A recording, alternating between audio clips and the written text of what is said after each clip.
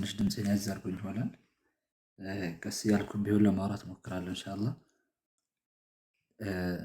የያዝኩት ነጥብ ቀደም ብሎ الأخ حذيفة ለመጠቆም እንደሞከረው معنى شهادة أن محمدا رسول الله ሙሐመድ የአላህ መልእክተኛ ናቸው ብሎ መመስከር ማለት ምን ማለት ነው? ምንድነው የሚያስፈርደው የሚለውን ነገር ላይ የተወሰነ ለመተዋወስ ፈልጋለሁ።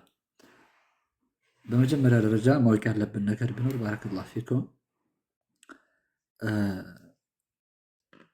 የአንድ ሰው እስልምና ወይም ደግሞ የአንድ ሰው እምነት ሊስተካከል አይችልም በምን ቢሆን እንጂ ይህንን ሸሃደተይን ወይም ደግሞ መልእክተኛው ዓለይሂ ሰላቱ ወሰላም የአላህ መልእክተኛ ናቸው የሚለውን ነገር አክሎ አንድ ጋር የመሰከረ ቢሆን እንጂ በማዕና አሽሀዱ አን ላ ኢላሃ ኢለላህ ወአነ ሙሐመደን ረሱሉላህ የሚለውን አብሮ ቢያስገኝ እንጂ የአንድ ሰው እስልምና ሊስተካከል አይችልም።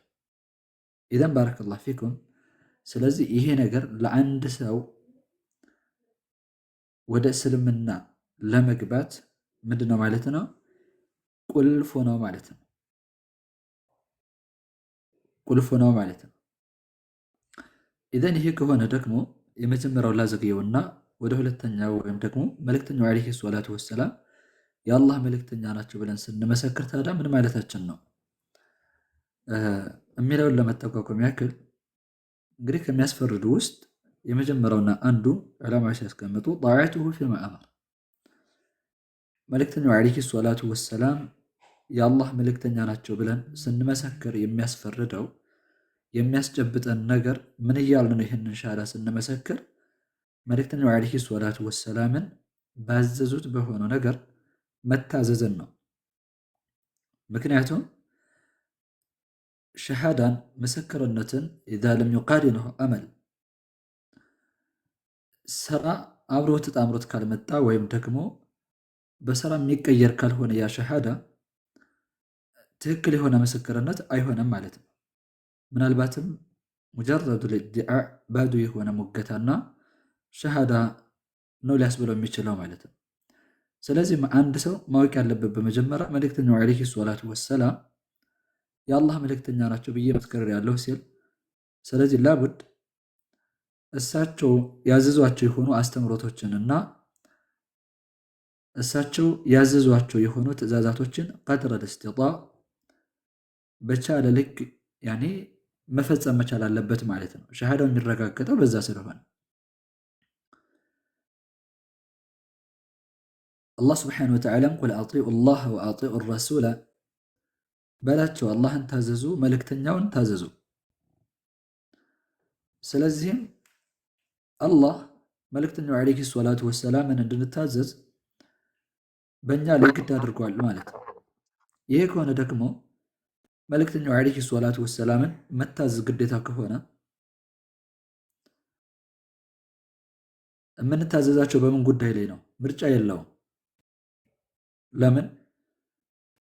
ወማ አታኩም ረሱሉ ፈኹዙሁ ወማ ነሃኩም ዐንሁ ፈንተሁ። መልእክተኛው ዓለይሂ ሰላቱ ወሰላም ይዞላቸው የመጣ የሆነውን ነገር ፈኹዙሁ ያዙት የሚል መመሪያ ነው ያለው። መታመን ያለበትን በልብ በማመን የተግባር ስራ የሚፈልገውን ነገር በተግባር ስራ በማዋል በንግግር ደረጃ መፈጸም የሚፈልገውን ነገር በንግግር ሊገለጽ፣ ይሄ ከአላህ ስብሐነሁ ወተዓላ የሆነ እሳቸውን በተመለከተ የመጣ መለኮታዊ ትእዛዝ አለ። ቢማዕና እኛ በመልእክተኛው ዓለይሂ ሰላቱ ወሰላም ላይ ልናደርገው እንከተላቸው የሚገባ የሆነን ነገር ሲያስቀምጥልን ፈኹዙሁ ያዙ፣ ወማ ነሃኩም ዐንሁ የከለከላችሁ የሆነውን ነገር ደግሞ ፈንተሁ ተከልከሉ ይለናል። ስለ የትኛውም ነገር ይሁን መልእክተኛው ዓለይሂ ሰላቱ ወሰላም በአንዳች ነገር የከለከሉ እንደሆነ ምንድነው መከልከልና መራቅ ነው። አይ እንዲህ ለማለት ተፈልጎበት ቢሆንስ የሚል ነገር እስትድራክ ወይም ደግሞ የራስ አመለካከትን መለጠፍ አይቻልም። መልእክተኛው ዓለይሂ ሰላቱ ወሰላም አንድን ነገር ከተናገሩ በኋላ በውሳኔ ደረጃም ይሁን በምንም ይሁን ከመቀበል ውጭ ለሙስሊሞች ሌላ ምርጫ የላቸውም። ስለዚህ ባረከላሁ ፊኩም ስለመታዘዝ መልእክተኛው ዓለይሂ ሰላቱ ወሰላም ስለመታዘዝ ስናወራ ከሰሓበቱል ኪራም የምናገኘው ድንቅ አስተምሮት ይኖራል። ምንድነው እሱ? ሰሃቦች እንደሚታወቀው የመልእክተኛው ዓለይሂ ሰላቱ ወሰላምን ትዕዛዛትን ያከብራሉ፣ ይፈጽማሉ፣ እንደተባሉ ይተገብራሉ። ለዚህም ማሳያ ከሚሆነን ውስጥ ፊ ገዝወት ኸይበር ዘመቻ ጊዜ አظن ኸይበር ዘመቻ ይመስለኛል ካልዘነጋሁኝ ዓልይን ረዲየላሁ ዐንሁን የጦር መሪ አድርገው ባንዲራ ይዘው በሚልኩ ጊዜ የሰጡት መመሪያ ምንድን ነበረ? እንፉዝ ዐላ ሪስሊክ፣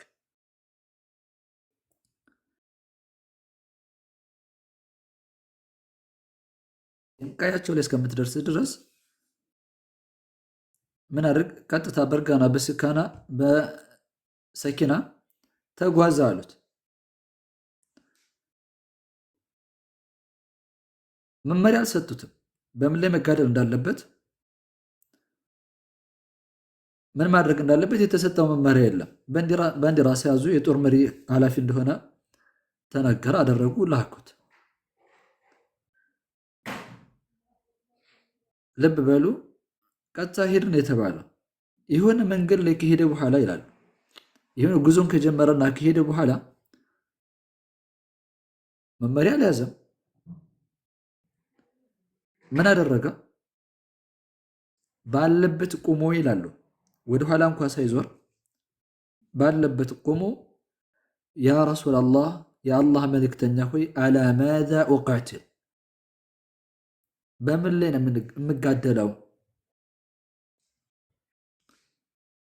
ሲል ይጠይቃቸዋል። ልብ በሉ፣ ከዚህ ምን እንረዳለን? እነዚህ ሰሓቦች መልእክተኞች